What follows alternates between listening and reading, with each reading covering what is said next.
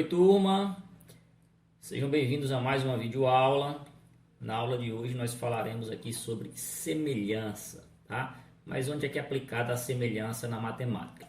Semelhança é aplicada, pessoal, nas formas geométricas, né? Seja ela de 2 ou 3 dimensões, tá? Então, para a gente inserir esses conceitos iniciais de semelhança, eu trouxe aqui para vocês dois mapas aqui do nosso estado do Piauí, ok? Nesses mapas estão destacados aqui a cidade de Pionono, Teresina, que é a capital, né, e Parnaíba, que fica lá no litoral do estado, ok? Então, observem aqui que na figura A eu tenho um mapa do Piauí aqui um pouco maior, ok? E já na figura B eu tenho aqui um mapa do Piauí que está um pouco menor, tá? Então, o que acontece? As distâncias da figura A, elas são o dobro das distâncias da figura B. Isso eu já estou afirmando para vocês, ou seja, eu tenho aqui a distância entre Pionono e Parnaíba, nesse mapa da figura B.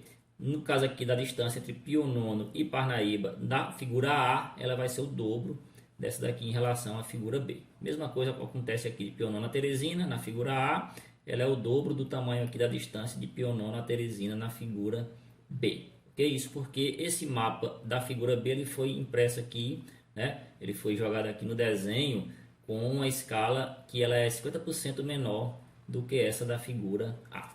Okay?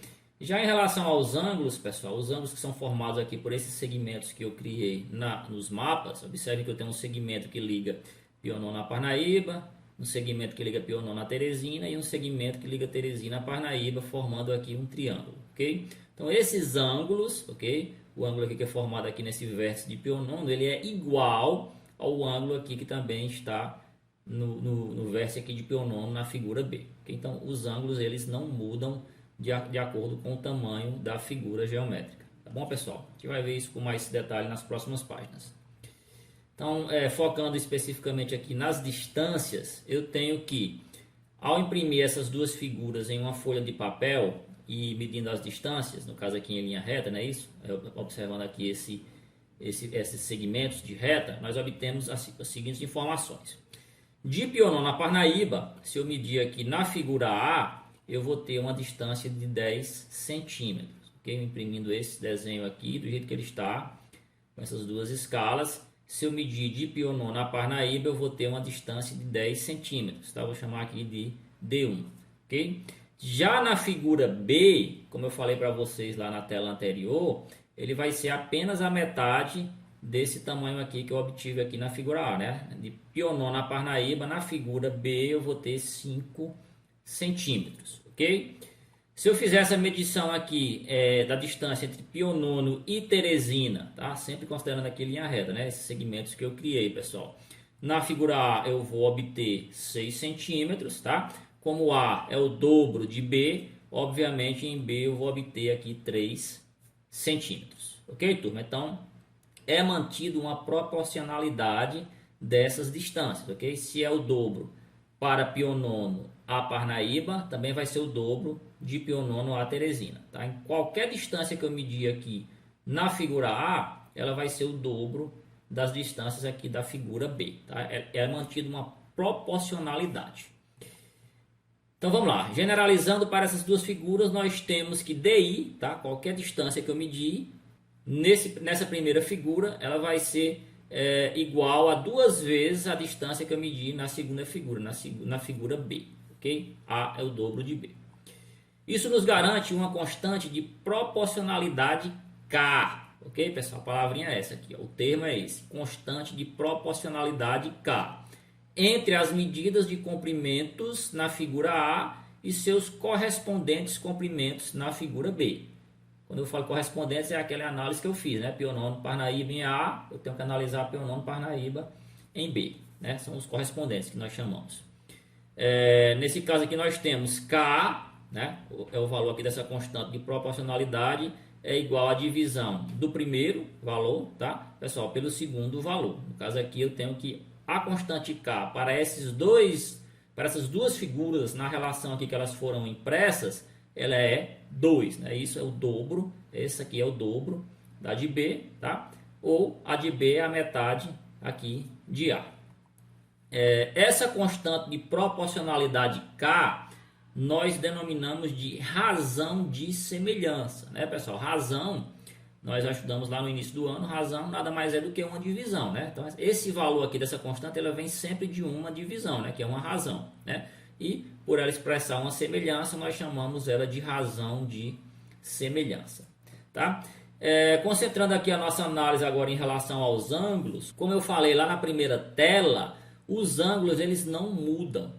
Tanto na figura A como na figura B, o ângulo assinalado aqui no vértice de pionono, ok? Nesse ponto aqui, pessoal, ó, tanto em A como em B, ele vai medir 58 graus, tá, pessoal? Então, independente do tamanho, o ângulo ele permanece congruente, né? Um ângulo que é igual nas duas figuras, ok, pessoal?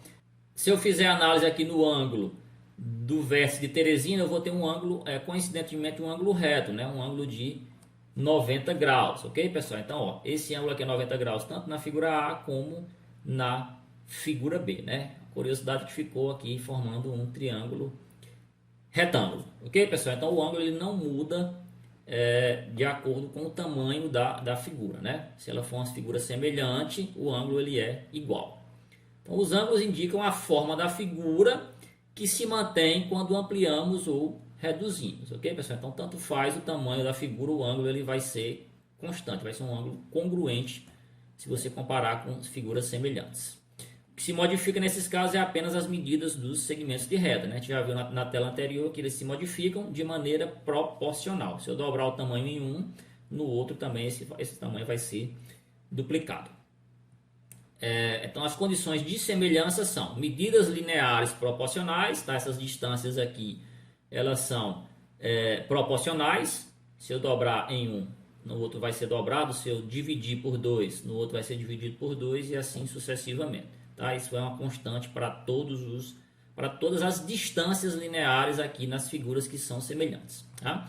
E a segunda condição de proporcionalidade, a gente tem medidas angulares congruentes, ou seja, os ângulos eles são iguais, eles não mudam, tá? 58 graus, 58 graus, 90 graus, 90 graus. E assim sucessivamente. Qualquer ângulo que eu medir aqui nessa figura A, ele vai ser aqui congruente aqui na figura B. Então isso me diz que essas duas figuras A e B elas são figuras semelhantes, tá, pessoal? Mais alguns exemplos aqui de semelhança. Eu tenho aqui dois quadrados, tá? Qualquer quadrado ele é semelhante a outro quadrado, isso já é regrinha básica na matemática. Então, por exemplo, eu tenho aqui um quadrado 1 de lado 3 e eu tenho um quadrado 2 de lado 9. Esses dois quadrados, eles são semelhantes, tá, pessoal?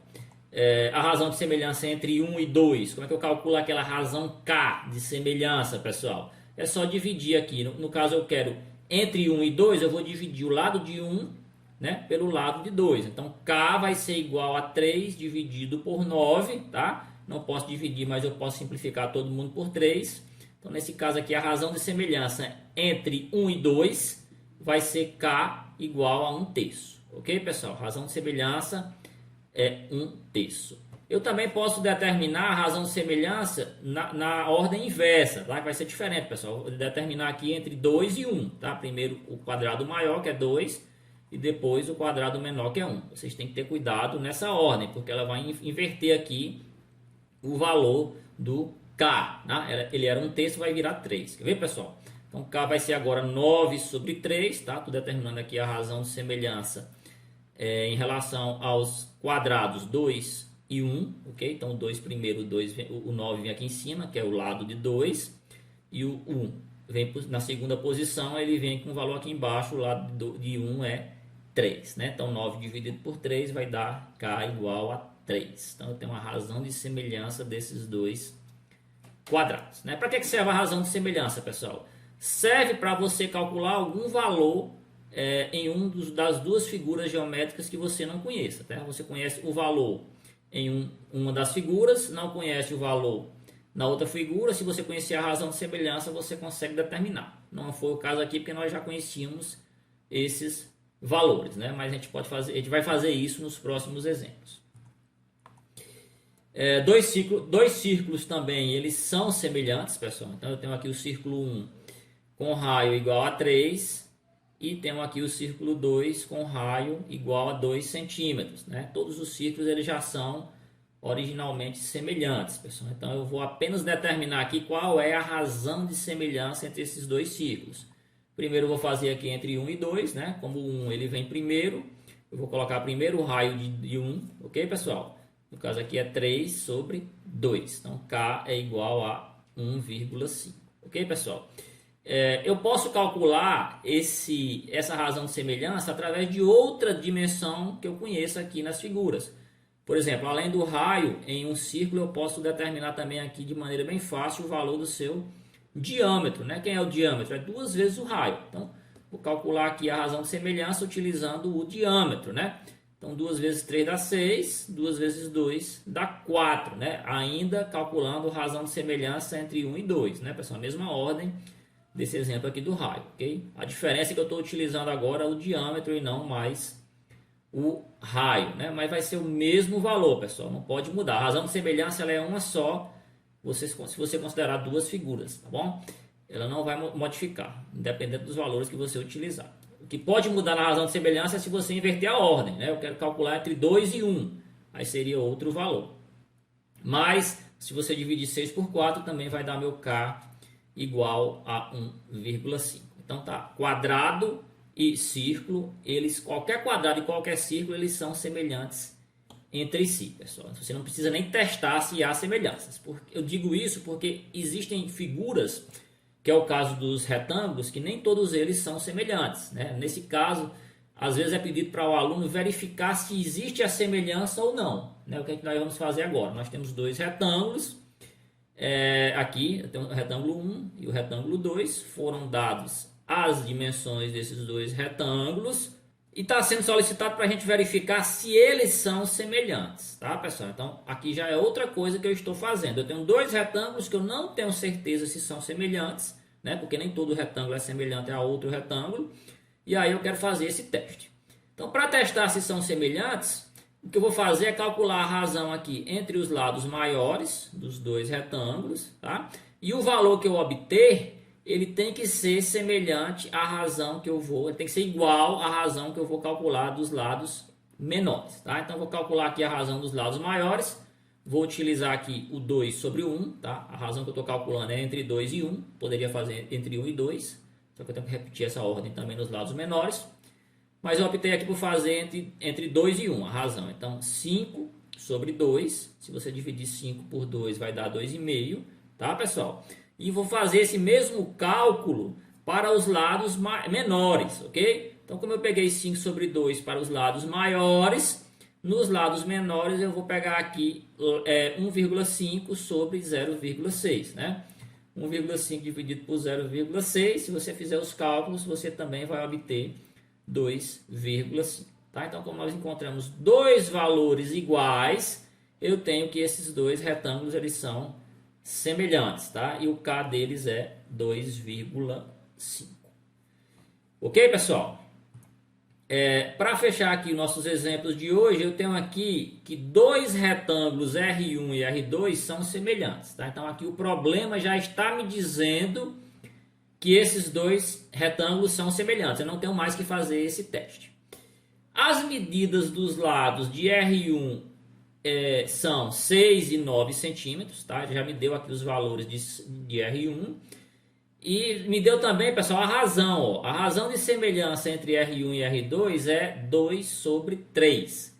E eu quero saber quem são os lados de R2, tá, pessoal? Então, eu já tenho a razão. Já sei que os dois retângulos são semelhantes, tá, pessoal? E também já conheço aqui os lados de um dos retângulos, que tem valor aqui 6 e 9 centímetros. Então, desenhando aqui os dois retângulos, eu vou ter aqui R1 igual a um retângulo aqui que possui lados 9, como o lado maior, né, a base desse retângulo, e 6 centímetros aqui o lado menor, tá? E R2, como eu não conheço, eu vou chamar aqui de X e Y, tá? São os valores que eu quero calcular, X e Y. Então, como é que eu vou fazer esse cálculo, pessoal? Através da razão de semelhança, né? Se eu fosse calcular a razão de semelhança, vamos supor que eu não conhecesse a razão de semelhança, entre R1 e R2, a ordem é essa que ele deu para a gente, ó, a razão de semelhança entre R1 e R2, até ele destacou, nessa ordem. Tá?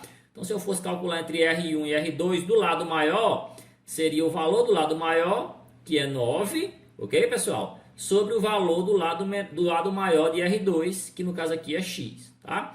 Igual a K. Só que esse K, que é a razão de semelhança, ele já foi dado para a gente, turma. Ó, é 3 sobre 2. Então, eu posso substituir aqui na posição do K o valor que já foi dado no problema, que é o valor dessa razão de semelhança, que é 3 sobre 2. Tá? Então, vai ficar 9 sobre X igual a 3 sobre 2. Né? A gente tem aqui uma proporcionalidade, né? Isso é uma igualdade de razões. Como é que eu resolvo isso? Produto dos meios igual ao produto dos extremos. Só multiplicar cruzando aqui. Vou ficar aqui com 3x igual a 18, não é isso? 3 vezes x, 3x.